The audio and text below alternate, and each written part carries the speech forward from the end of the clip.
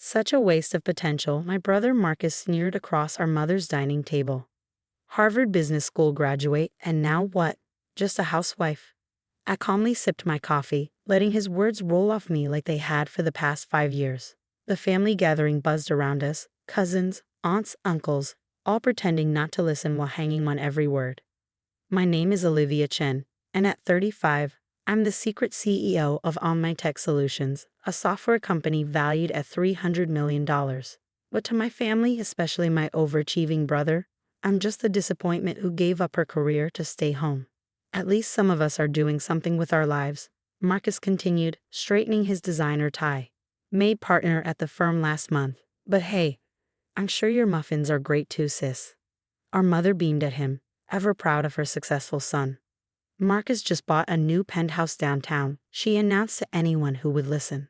I checked my phone discreetly under the table. 3 urgent emails from our Tokyo office about the upcoming merger, a message from my CFO about our latest acquisition, and a reminder about tomorrow's board meeting.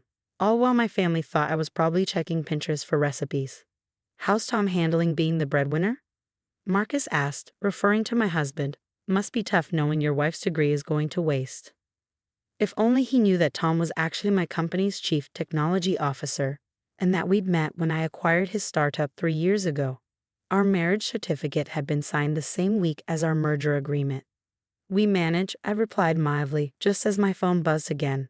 The European market had just opened, and our stock was up 12%. The irony of my situation wasn't lost on me. 5 years ago, when I left my prestigious consulting job to start my own company, my family had been horrified. They couldn't understand why I'd want to work from home, developing software solutions when I could be climbing the corporate ladder like Marcus. What they didn't know was that I'd spotted a gap in the market, a way to revolutionize how companies handled their supply chain management. While they thought I was finding myself in my home office, I was actually building an empire. Remember when we were kids? Marcus said to our cousins. Olivia always had to be first at everything. Now look at her, doesn't even have a real job. I remembered those days well. Marcus and I had always been competitive, pushed by our immigrant parents to excel. He'd chosen the traditional path, law school, big firm, partnership track. I'd dared to be different, and in our family's eyes, that meant I'd failed. My phone buzzed again. A text from Tom. Tokyo deal closed. $50 million in the bank. Want me to send a car for the board meeting tomorrow? I texted back quickly. No. Let Marcus keep thinking I'm heading to the grocery store. At least join my firm's charity gala next week, Marcus said, his voice dripping with fake concern. Network a little. It's not too late to get back into the real world. The real world. I almost laughed. While he spent his days pushing papers at his law firm, I was revolutionizing global supply chain technology. Our software was used by Fortune 500 companies across 3 continents. The housewife he pitied had just closed a deal worth more than his annual salary. I'll think about it, I said, standing up to help clear the dishes. Always the dutiful daughter, always the humble sister. Let them think what they wanted. But as I carried plates to the kitchen, I couldn't help but smile. Tomorrow's board meeting would announce our company's IPO. The news would hit every major financial publication. Our family name would be there, but not the way Marcus expected. My mother followed me into the kitchen. Honey, maybe Marcus is right. You're so smart. It's not too late to restart your career. I loaded the dishwasher, thinking about the corner office I had downtown, the one none of them knew about. Don't worry about me, Mom. I'm exactly where I need to be. Little did they know, tomorrow everything would change. The Just a Housewife was about to become one of the most talked about CEOs in the tech industry. The morning of the board meeting, I stood in my walk-in closet, trading my usual mom clothes for a tailored Chanel suit. Tom leaned against the doorframe, grinning. Ready to shock the world, Mrs. CEO. I adjusted my pearls, the ones Marcus had mockingly gifted me last party, with a note saying to brighten up your daily routine of laundry and cooking. The press release goes out at 10 a.m., I said, checking my watch. Right in the middle of Marcus's big court appearance. The IPO announcement was perfectly timed. After 5 years of building OnMyTech Solutions in relative anonymity, we were going public with a valuation that would make headlines. My brother, who loved to read financial news during his coffee breaks, wouldn't be able to miss it. Your family still thinks you're going grocery shopping? Tom asked, handing me my briefcase. Farmer's market, actually. Marcus made a joke about me hunting for organic kale. As my driver pulled up to our corporate headquarters, I received the usual barrage of texts from my family. Mom asking for my banana bread recipe. Marcus sending a link to a mommy blog with a condescending, "Thought you might find this interesting."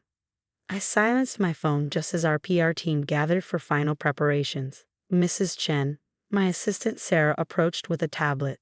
The Wall Street Journal wants an exclusive interview. They're particularly interested in how you built a tech empire while maintaining complete privacy. I smiled, thinking of all the family dinners where I'd sat quietly, letting Marcus dominate the conversation with stories about his legal victories. Privacy was essential to our strategy, I replied, but I think it's time for a change. At exactly 10 a.m., the press release went live. Online Tech Solutions announces IPO, female-led tech company valued at $2.1 billion. My photo, not the casual family snapshots my relatives knew, but a professional headshot, appeared across financial news sites. Within minutes, my phone exploded. First came the industry calls and congratulatory messages from business associates. Then, predictably, the family messages started pouring in. Mom, Olivia? Is this you on Bloomberg?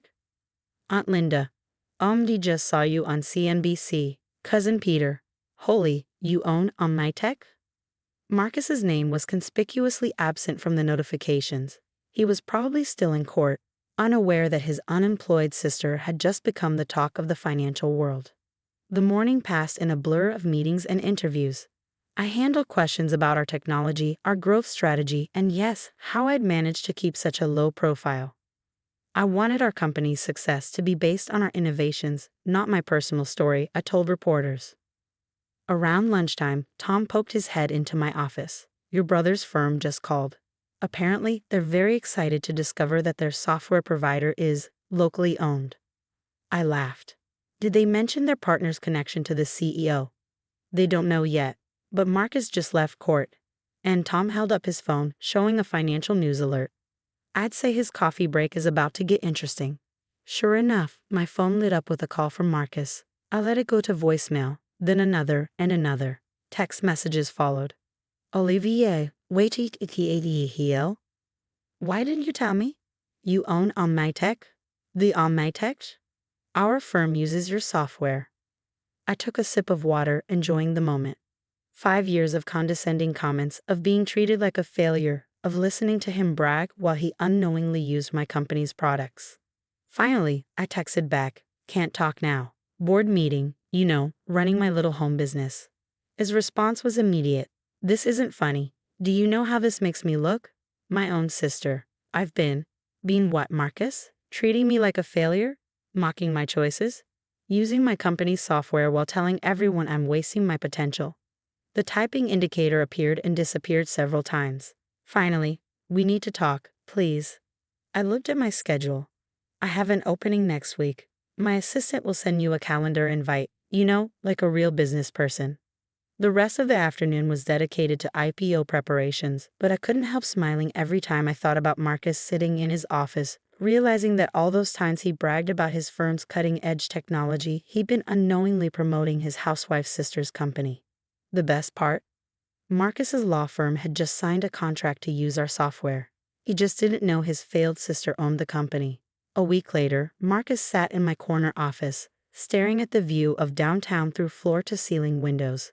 His usual swagger was notably absent as he took in the sophisticated space, the busy employees outside, and finally, the multiple industry awards lined up on my credenza. So, he said, his voice smaller than I'd ever heard it. All those times you were running errands. Board meetings, I finished. All those cooking classes were investor pitches. That book club last month, a merger negotiation. He picked up a financial magazine from my desk, the one with my face on the cover. Why didn't you tell us? Tell me? I leaned back in my chair, the same way he used to do when lecturing me about real careers. Would you have believed me?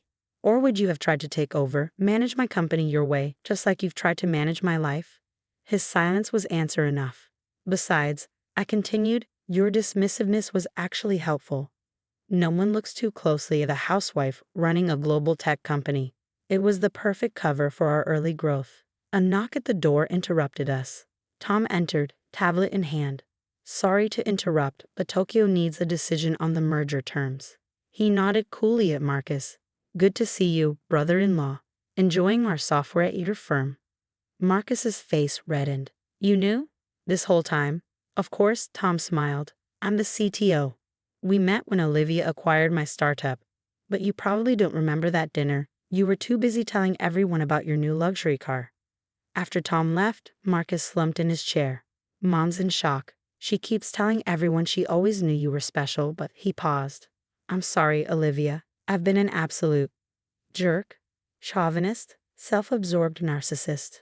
All of the above, he admitted. I thought I was the successful one. The achiever. Every family gathering, every holiday, I loved being the star. And now you know your failed sister built a billion-dollar company while you were mocking her life choices. Our mother had called me every day since the announcement, alternating between pride and hurt that I kept such a big secret. The family group chat had exploded with relatives sharing news articles about me. The same relatives who'd nodded sympathetically when Marcus joked about my simple life. The charity gala, Marcus said suddenly. The one I patronizingly invited you to.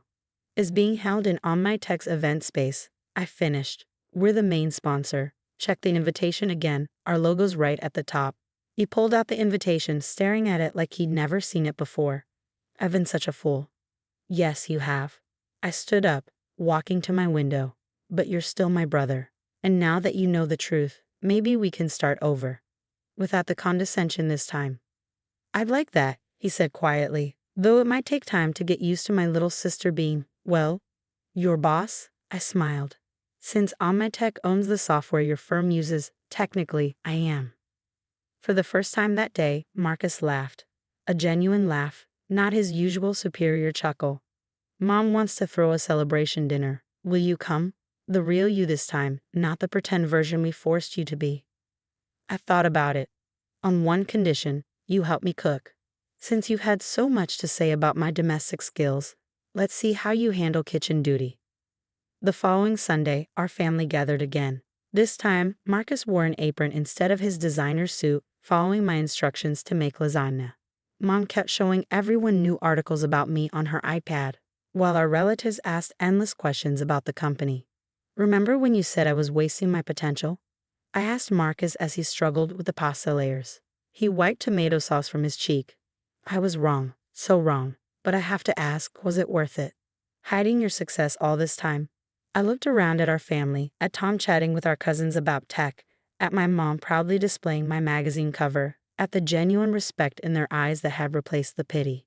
It was worth it to build something on my own terms, I said, without anyone's interference or expectations. And it was worth it to see your face when you found out you're just a housewife's sister owns the software you brag about at work.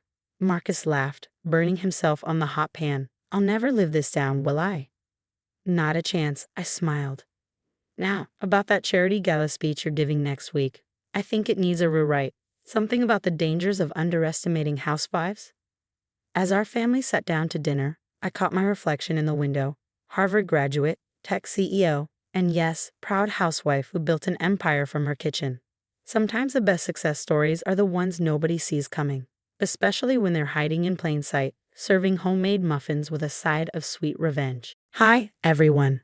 I'm Scarlett Anderson, a 28-year-old marketing manager at Reynolds & Company. It's been 2 years since my mom, Hannah, married Lucas Jackson. I still remember their wedding day vividly, forcing myself to smile while watching her step into a new chapter of her life.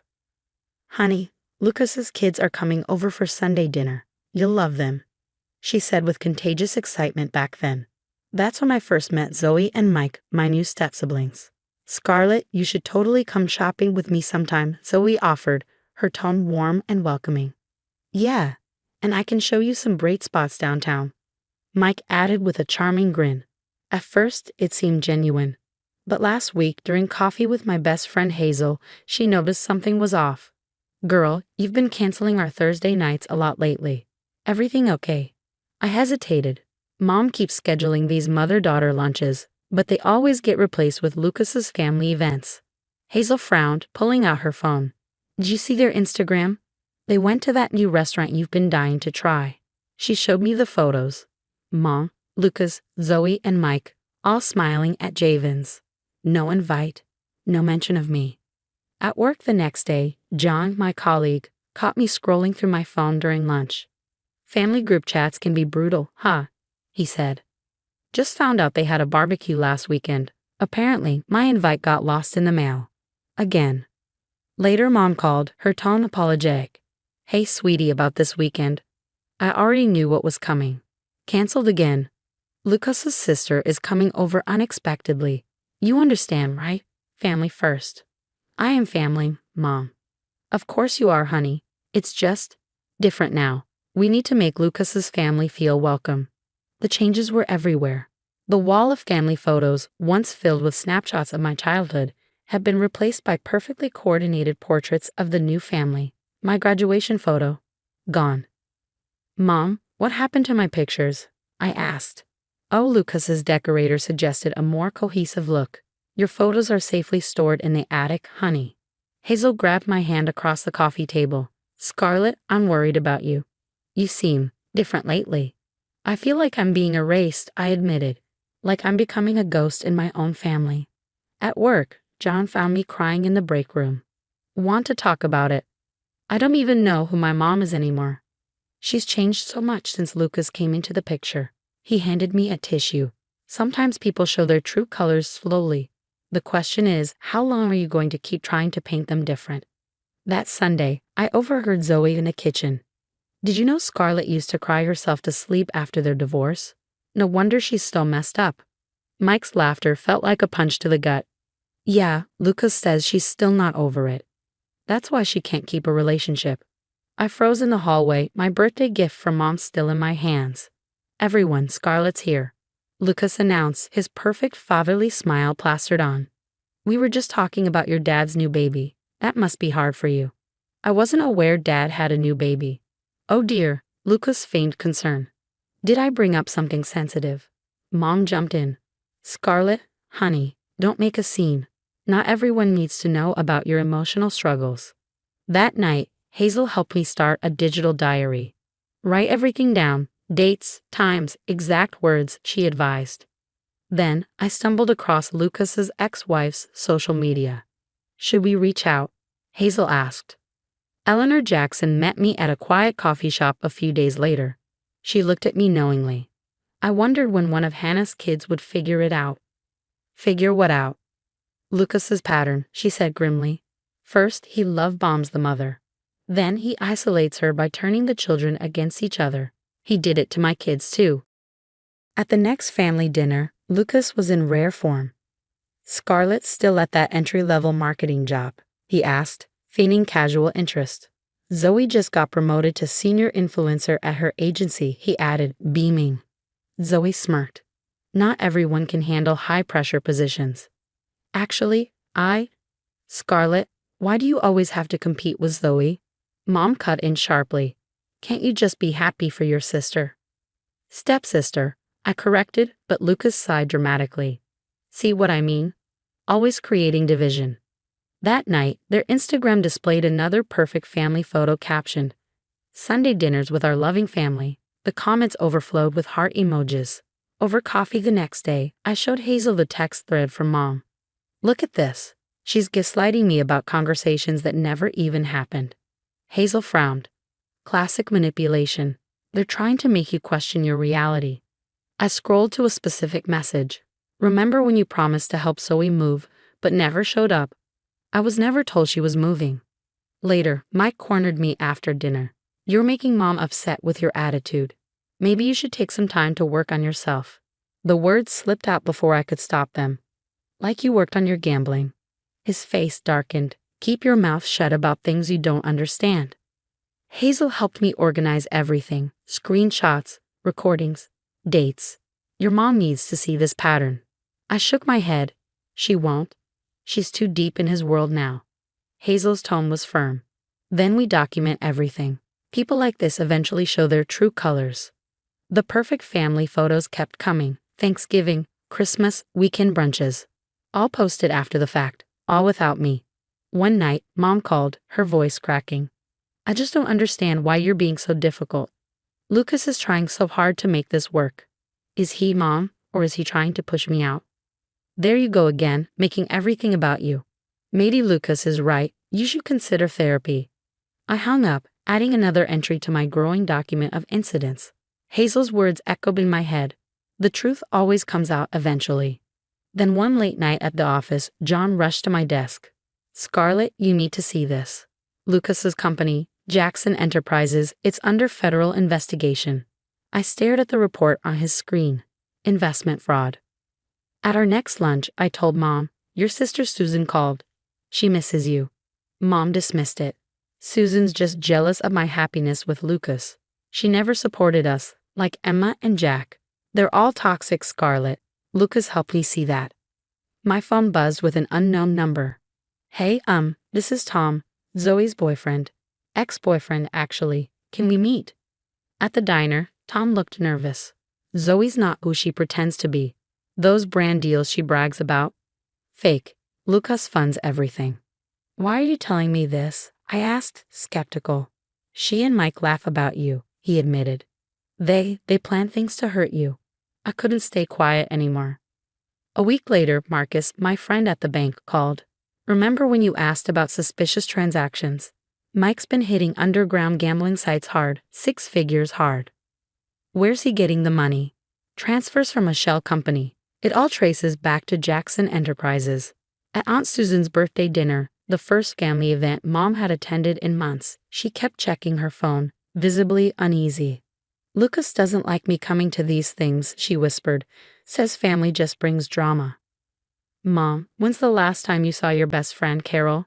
She hesitated. Lucas said she was spreading rumors.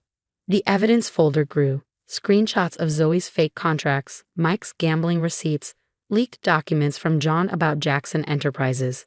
They played the perfect family on Instagram while Lucas systematically cut Mom off from anyone who could help her.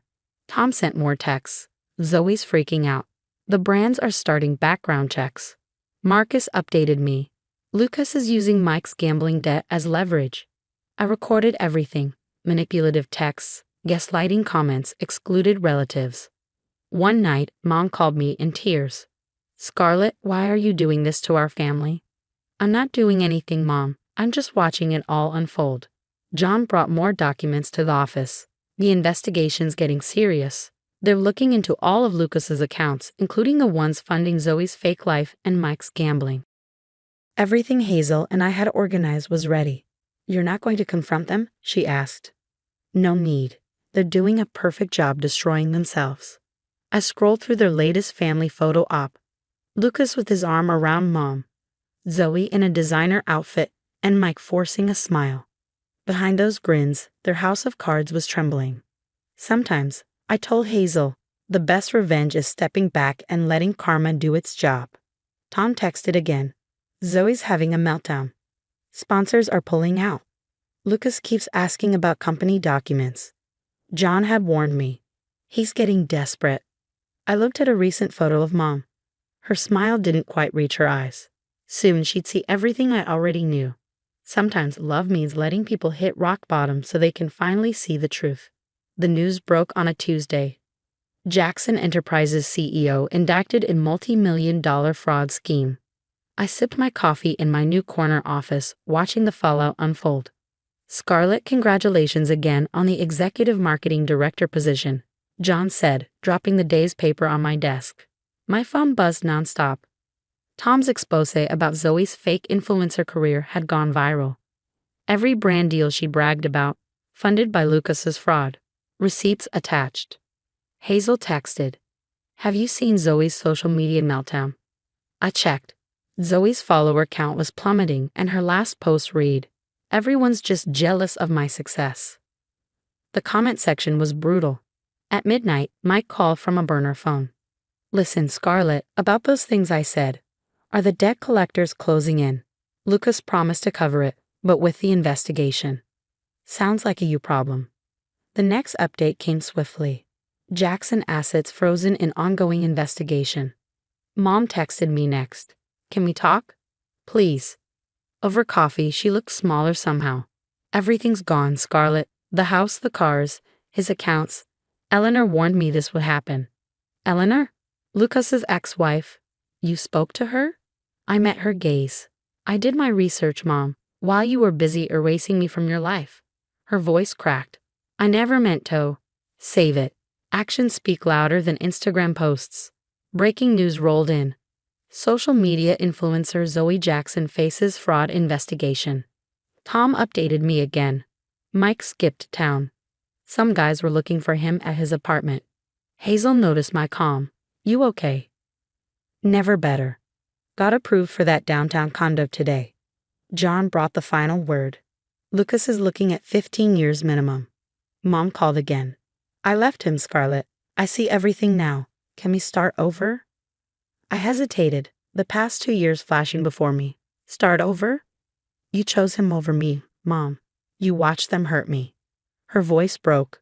I was blind. Please. I stood firm. I'm not that desperate daughter anymore. My peace isn't negotiable. The final headlines came. Lucas Jackson sentenced in fraud case. Former influencer Zoe Jackson files for bankruptcy. Mike Jackson named in gambling investigation. In my new condo, I hosted dinner with Hazel, John, Tom, and even Eleanor. Hazel raised her glass. To Scarlett, who didn't need revenge because karma did the job. Mom still texts me sometimes. I respond when I feel like it, on my terms. My therapist once asked if I'd ever forgive her. Some bridges aren't meant to be rebuilt, I said. Sometimes the healthiest family is the one you choose. I looked at my wall of achievements, the promotion announcement, my condo deed, my community service award. Success, I realized, is the best revenge, but peace is priceless. Last I heard, Zoe's working retail, Mike's dodging collectors in another state, and Lucas traded his designer suits for prison orange. Me? I'm living my best life, surrounded by real love, real success, and real peace. Because sometimes, walking away isn't the end of the story. It's the beginning of a better one. What about you? If your parents started erasing you for a perfect new family, would you confront them directly or step back and let karma do its job? Share your thoughts below. Hey, everyone. I'm Mia, and I run my own art gallery in downtown Portland. The paintbrush in my hand glides over the canvas, adding final details to a hazy skyline. This piece needs to be perfect. Mia, have you seen these numbers? They're incredible. Evelyn bursts into my gallery, waving her tablet with an enthusiasm that clashes with my tranquil workspace. My best friend is a whirlwind, as always. That's great, Eve, but I'm kind of in the zone right now. Earth to Mia. Evelyn plants herself squarely in front of me. The Portland Art Festival is in 2 months. Unique exposure. Before I can respond, my phone buzzes. I glance at the screen. The Hamilton Gallery just emailed me, I say, stunned. They're considering my work for their summer exhibition. That's amazing. Evelyn says, her excitement contagious. We should celebrate. Your dad would be so. Don't, I cut her off, setting down my brush. Last time I shared good news with him, he turned it into a lecture about real jobs versus hobbies. Still at it, huh? Evelyn sighs. And your stepmom. 15 years of passive-aggressive comments. You'd think she'd run out by now. I wipe paint off my hands. Yesterday she posted photos from Nathan's graduation. Tag everyone, except me. My phone buzzes again. This time it's my mom. Hey sweetie, she chirps. Just closed a huge deal on that waterfront property. Want to grab lunch? Can't today, Mom. I'm finishing pieces for a potential exhibition. The Hamilton Gallery. I'm so proud of you, honey, Mom says warmly. You've built something real here, despite what certain people say. Her words bring a smile to my face.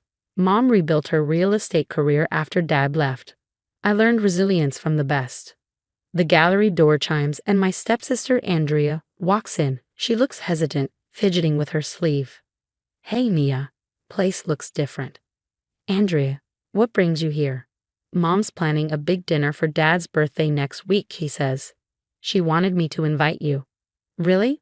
Amelia wants me there. I raise an eyebrow. Well, Dad asked about you, and you know how Mom gets when he's disappointed. Evelyn shoots me a warning look, but I ignore it. Sure, I'll come. What time? After Andrea leaves, Evelyn shakes her head. You know that's going to be a disaster, right? Remember Thanksgiving? It's different now, I say, turning back to my canvas. I'm not that scared 15-year-old anymore. I study the painting before me, a dining table surrounded by empty chairs, shadows stretching long across the polished surface. Besides, maybe it's time to stop avoiding family dinners just because Amelia makes them uncomfortable. Your call, Evelyn says, squeezing my shoulder. But I'm keeping my phone on, just in case. The familiar driveway feels like foreign territory as I park my car. Deep breath, Mia. You can do this. Happy birthday, Dad, I say, handing him a carefully wrapped painting. Inside is a landscape of his childhood home in Maine. Look who finally showed up. Amelia's voice drips with faint sweetness. We were just about to take family photos. Perfect timing. Oh, we already have the groupings planned, she adds, flashing a tight smile. You understand. I grit my teeth as my throat tightens. I am immediate family. Well, technically, Andrea starts, but Dad interrupts. Let's eat. He avoids eye contact, as always. The dining room feels smaller than I remember. My old artwork no longer hangs on the walls, replaced by formal portraits of Amelia's perfect blended family, -1. How's your little art shop, Mia? Amelia asks, serving Dad first, of course. Gallery, I correct her, and it's doing well. Actually, I'm being considered for. Mom, show her the renovation plans. Nathan interrupts. Amelia's smile widens. Oh yes, we're finally updating the house. Starting with that old bedroom upstairs. My stomach drops. My bedroom. Well, it's been empty for years, Amelia says, her tone casual. Nathan needs a gaming room, and since you're never here. That's my childhood room, I interrupt, my voice trembling. Honey, let's be realistic, Amelia replies, her words slicing through me. You don't belong here anymore. This is our family now. The words hit like a physical blow. I glance at Dad, silently begging him to say something, anything. He stares at his plate. James, I plead, my voice cracking. Dad. He finally looks up, but his response is colder than I expect. Nothing. I mean, she's not wrong. You're basically a stranger who shows up sometimes, Nathan adds with a shrug. I stand abruptly, my chair scraping loudly against the floor. 15 years, I say, my voice shaking. 15 years I've tried to be part of this family. I've shown up for every holiday, every celebration, swallowed every backhanded compliment. Mia, you're being dramatic, Amelia starts. No, I snap, tears threatening to spill. I'm being erased, and you? I turn to Dad. You just sit there, like always. Later that night, Evelyn shows up at my apartment, armed with wine and her laptop. You okay? She asks softly. No, I admit, sinking onto the couch. But I will be. Evelyn flips open her laptop. So remember when you said Amelia seemed weirdly interested in your dad's business accounts? Yeah, I frown. Well, I did some digging. My agency handles social media for several construction companies, including your dad's competitors. Look at these contract dates. I lean in, my stomach twisting as I scan the screen. These are Dad's project bids. How did they get this information? Exactly, Evelyn says grimly. And look who accessed the system. She clicks, and there it is, Amelia's login. Downloading confidential files, Evelyn continues. Days before each lost bid, she's been sabotaging him. My hands tighten into fists. What else did you find? Evelyn's eyes narrow. Plenty. Want to see. Broken silence. Piece number 7. I step back from the canvas, hands stained with dark oils. The painting depicts a man drowning in papers while a shadowy figure pockets his wallet. Mia, your 2 o'clock collector is here, my assistant calls. Coming. I wipe my hands, catching a glimpse of Evelyn's latest marketing report on my desk. Gallery visits up 200% since the new series launched. My phone buzzes. It's Mom. You sitting down, sweetheart? Her text reads, remember that lake house property in your dad's portfolio? Amelia just listed it for sale. What? I whisper aloud. Dad loved that place. She had power of attorney, Mom explains when I call her. Apparently, James has been too busy to handle these matters. I barely have time to process this when a text from Andrea arrives. Can we talk somewhere private? An hour later, Andrea is trembling in my studio. I can't eat without her commenting on calories, she says, her voice cracking. Nathan records me at dinner and threatens to post it online if I don't cover for mom's business meetings. Business meetings? I echo. Andrea nods. She uses dad's office after hours. Last week, I saw her shredding documents. Nathan caught me looking. She pulls up her sleeve, revealing finger-shaped bruises. He did this? I ask, horrified. Mom said I was being dramatic when I told her, like she always does. My phone lights up with a message from Evelyn. Found something big. Check your email. Andrea, I say gently, stay here as long as you want. I need to handle something. Opening Evelyn's email, I feel my stomach churn. Screenshots of bank transfers flash across the screen, each coinciding with Dad's lost contracts, all leading to an offshore account. Evelyn explains over speakerphone, your stepmom's been busy. These contracts were worth millions. But that's not all. Remember that charity Amelia started? Evelyn says, her tone sharp as she taps on her laptop. It's a shell company. The donations straight into her personal account. My hands shake as I open another email, this one from the Hamilton Gallery. We're thrilled to feature your Silent Table series as our summer centerpiece. Success. Real success, not through lies, manipulation, or theft, but through actual work. A text from Andrea lights up my phone. Mom's looking for Dad's corporate passwords. Says it's for the audit next month. I glance at the evidence filling my laptop. Bank documents, Andrea's bruises, Nathan's threats, and Dad's distant silence. Evelyn, I say, my voice firm. Remember that marketing plan? Let's do it. But first, I forward the incriminating documents to my secure email and call Mom. Hey, those real estate records you mentioned, I need copies, especially anything with Amelia's signature on it. The lake house sale looks suspicious. Mom doesn't hesitate. I've been documenting everything. The gallery door chimes. Nathan saunters in, smirking. Nice hobby shop, he sneers. Mom wants Andrea home now. It's a gallery, I snap. And Andrea's safe here. Whatever. His grin widens. Tell her if she doesn't come home, certain videos might go viral. I think of the footage on my phone and grabbing Andrea's arm, threatening her. You know, Nathan, I say, pulling up the video.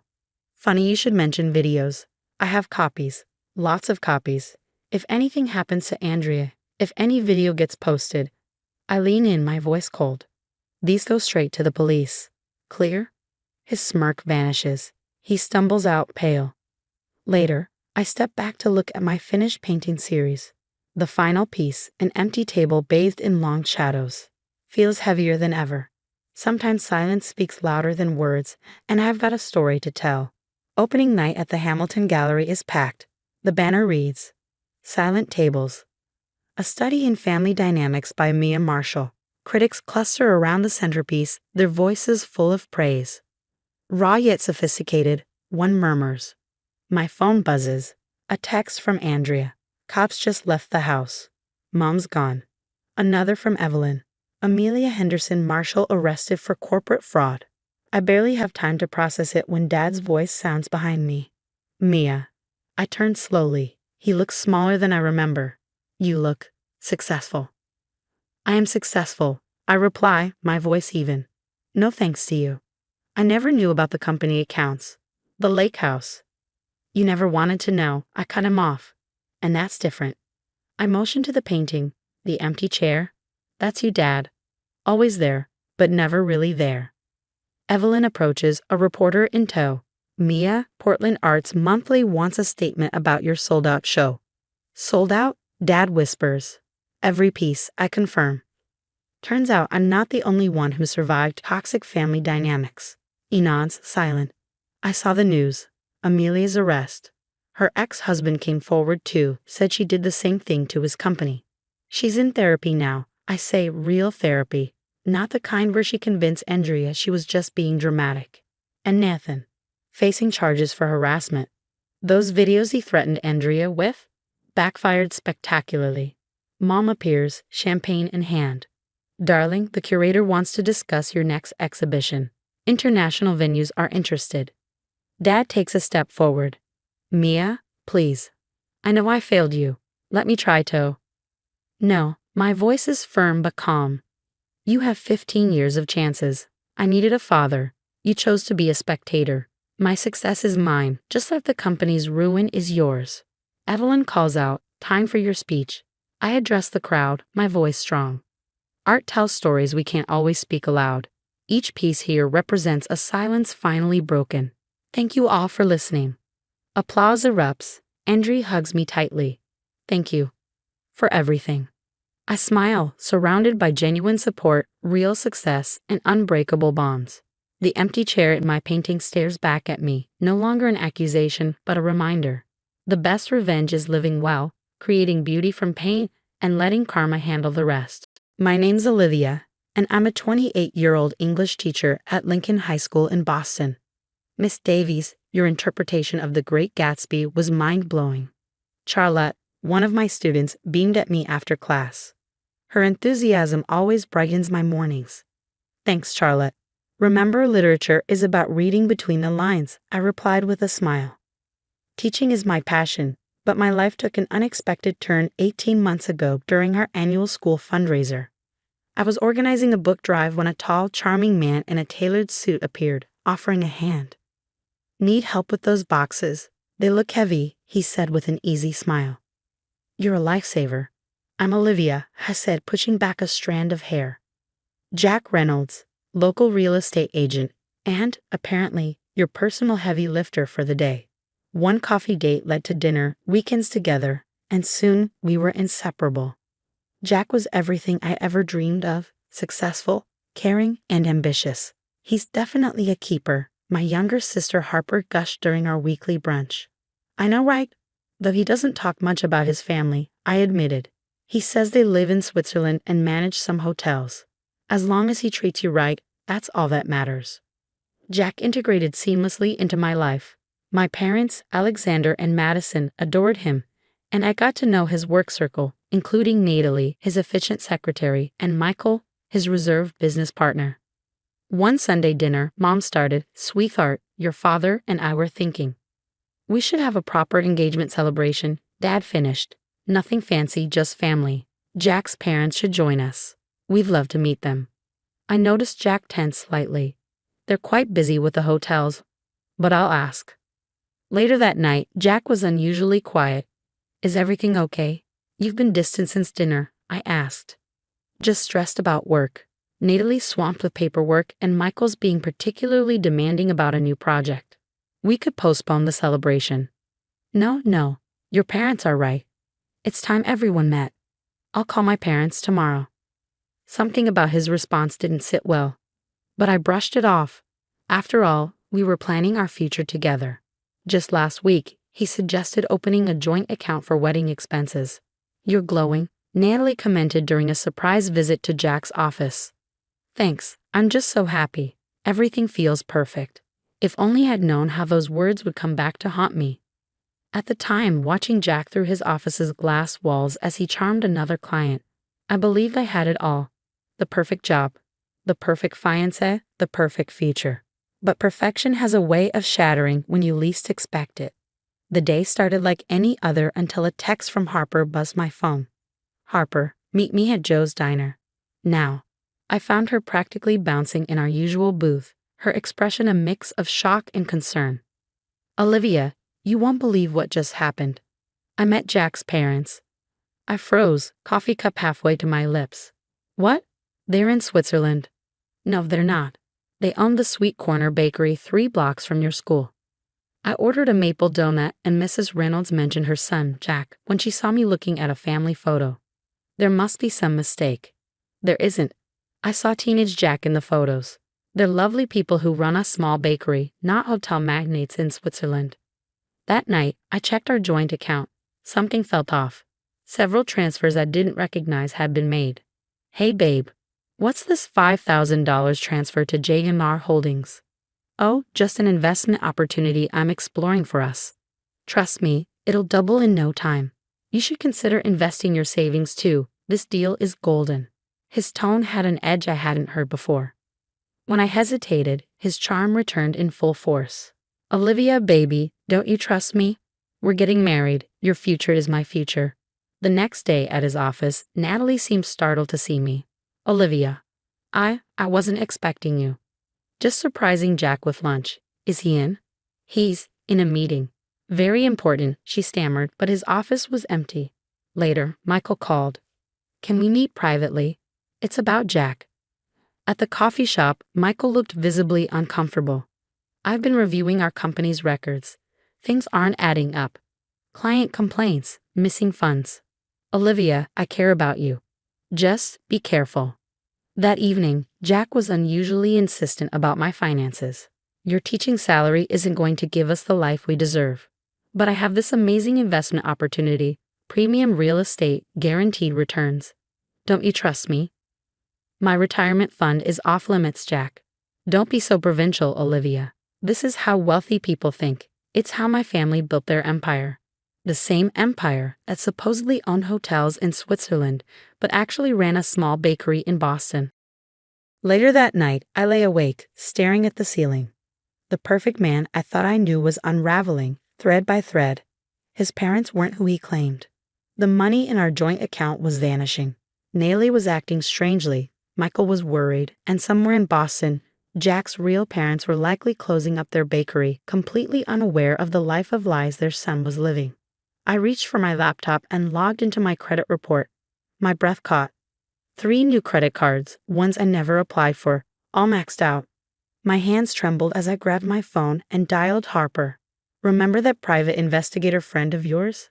I asked, my voice barely steady. I need help. Harper's voice was grim when she called back hours later. Olivia, Jack has left a trail of destruction, failed businesses, construction companies, investment firms, even a yacht charter. All bankrupted within months. And get this, every single one was funded by his ex-girlfriend's money. My stomach churned, the weight of betrayal sinking in. I needed answers. The bell above the door chimed as I walked into the Sweet Corner Bakery. Mrs. Reynolds greeted me with a warm smile that faltered when I introduced myself. Oh dear, she whispered, her voice tinged with sorrow. You're Jack's fiancé. Please, I begged. I need to know the truth. Her husband joined us, his shoulders heavy with guilt. Our retirement savings, 30 years of hard work, he began. Jack convinced us to invest in his foolproof business venture. We lost everything. Had to remortgage the bakery just to stay afloat. My phone buzzed. It was a message from Natalie, asking to meet urgently. At the coffee shop, she couldn't meet my eyes. Olivia, she began, her voice shaking. I can't do this anymore. You're not the first. There was Amanda in Chicago, Patricia in Seattle, Luna in Miami. Jack finds successful women, convinces them to invest, and then disappears with everything. He promised me a cut. I'm so sorry, but after seeing what happened to the others, I can't let him destroy another life. The world around me blurred as my reality crumbled. Then Michael called. Meet me at my office, he urged. Bring Harper.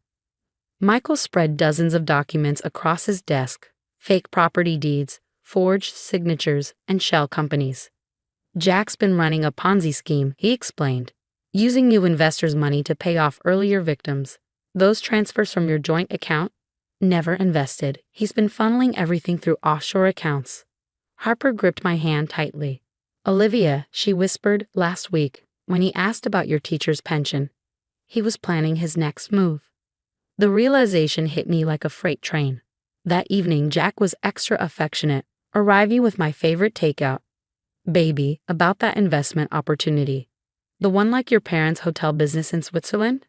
I interrupted. He froze just for a moment. Exactly, he said, his voice strained. Funny. I said, my tone sharp. I had lunch at the Sweet Corner Bakery today. Your parents make amazing apple pie. The charm drained from his face. You had no right to go there. Like you had no right to open credit cards in my name.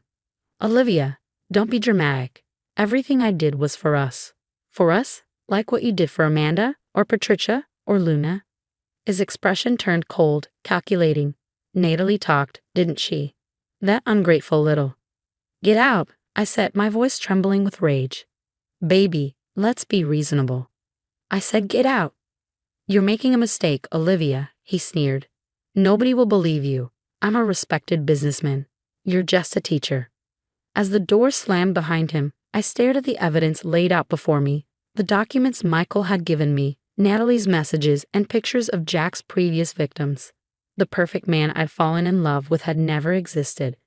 He was just another lie in Jack Reynolds' web of deception. But this spider had caught the wrong fly. I was done being prey. Michael and I spent weeks meticulously documenting everything. Every fraudulent transaction, every forged signature. Meanwhile, Jack kept calling, alternating between sweet-talking and veiled threats. "Just one more project, baby," he pleaded. "Don't throw away what we have." What we had was a lie. One by one, Jack's previous victims emerged. Amanda flew in from Chicago. Patricia came from Seattle. Luna arrived from Miami. Each woman had the same story: successful, independent, and blindsided by Jack's charming fraud. "He took everything," Amanda shared during our meeting, her voice heavy with pain. "My savings, my inheritance." But Michael's determination brought a glimmer of hope. "Olivia, we've got him," he announced one morning, a triumphant gleam in his eyes. "The real estate board is reviewing his license based on our evidence." The final blow came at the community fundraiser at Lincoln High. Jack's parents, visibly nervous, took the microphone. Their voices trembled as Mr. Reynolds spoke. "Our son, Jack Reynolds, has deceived many people in this community," he said, his eyes scanning the silent crowd. "We're here to set the record straight." The room froze as they detailed Jack's schemes, how he had drained their retirement savings, defrauded investors, and betrayed the trust of countless others. Jack stormed in, his face red with rage. "Mom, Dad, what are you doing?" Mrs. Reynolds' voice cracked, but her resolve was firm. "The right thing, son. Something we should have done years ago." Then Natalie stepped forward, holding a USB drive. "I have everything," she said, her voice steady despite the weight of her words. "Every email, every fake document, every transaction." The SEC moved swiftly. As investigators delved deeper, they uncovered more than fraud. Jack had been laundering money for a drug cartel, a side hustle that sealed his fate. "Olivia, we're looking at 15 years minimum," the SEC investigator informed me. The drug money tipped the scales. I sat in a courtroom as Jack's empire crumbled. His real estate license was revoked, his assets seized, and his reputation destroyed. When the verdict was read and they led him away in handcuffs, he looked back at me one last time. "I really did love you, Olivia," he said, his voice hollow. "No, Jack," I replied, my voice steady. "You loved what you could take from me." The settlement money allowed me to help Jack's parents save their bakery. Sweet Corner became a symbol of redemption, and their apple pie remained the best in Boston. "You've given us back our dignity," Mrs. Reynolds said, tears in her eyes as she hugged me. From my nightmare, I found my mission. I started teaching financial literacy workshops for women, turning my pain into purpose. "Ladies, if it seems too perfect, look closer," I advised in one session.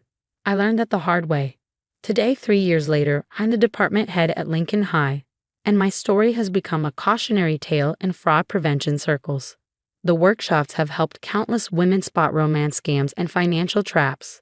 At Sweet Corner's grand reopening, Harper nudged me playfully. "Look who's thriving now, sis." "Olivia, dear," Mrs. Reynolds called, smiling warmly. "Your usual apple pie is ready." The bakery was bustling, the air filled with laughter and the aroma of fresh pastries, a stark contrast to Jack's current reality. Alone in a prison cell, abandoned by his fake friends and disowned by his family, his schemes were exposed to the world. As my phone buzzed with a message from a woman who had attended one of my workshops, I smiled. "Thanks to you, I walked away from a scammer before it was too late," she wrote. "How did you know he was lying?" I replied simply, because perfect is often too good to be true. But you know what is perfect? Being strong enough to walk away, smart enough to fight back, and kind enough to help others do the same. That's my real happily ever after, not with a Prince Charming, but with my own strength, real friends, and the sweet taste of justice, served with a slice of apple pie. If you discovered your partner's entire identity was based on lies, would you expose them immediately or gather evidence quietly like I did? Share your thoughts below. Sometimes the people closest to us wear the most convincing masks. Jack fooled everyone. My family, his business partners, and countless women before me. What red flags do you think I missed early on? This story is a reminder. Not all predators look dangerous. Sometimes they come wrapped in designer suits and perfect smiles.